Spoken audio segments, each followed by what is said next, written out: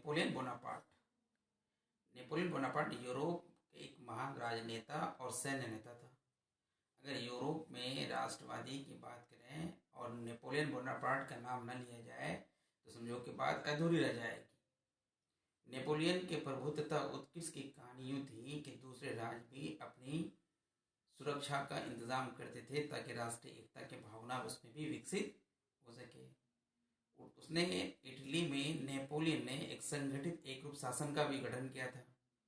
Napoleon Germany में 300 से अधिक जो प्रांत था उनको सीमित करके 39 राज्यों का एक संघ बनाया था, जिसमें जर्मनी की जनता में राष्ट्रवाद की भावना को विकसित हुआ था।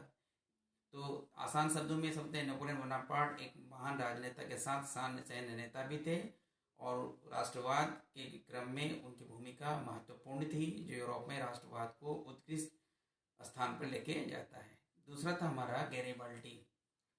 इटली के एकीकरण की अगर हम बात करें तो दक्षिणी इटली के रियासतों में एकीकरण का श्रेय गैरिबाल्डी को जाता है। गैरिबाल्डी पेशे से एक नाविक था और वो पहले मैजिनी के विचारों से प्रभावित था, बाद में वो काबूल के विचारों से भी प्रभावित हुआ था और वो एक राजतंत्र का पक्षधर था। उसने इटली का जो दो क्षेत्र था, एक है सिसिली तथा नेपलस, उस पर आक्रमण किया और उसमें विजय भी वो प्राप्त किया और एक संवैधानिक राजतंत्र का पक्षधर। तो हम कह सकते हैं कि इटली के एकीकरण के क्रम में दक्षिणी इटली की रियासतों के एकीकरण का श्रेय गैरिबाल्डी को जाता है।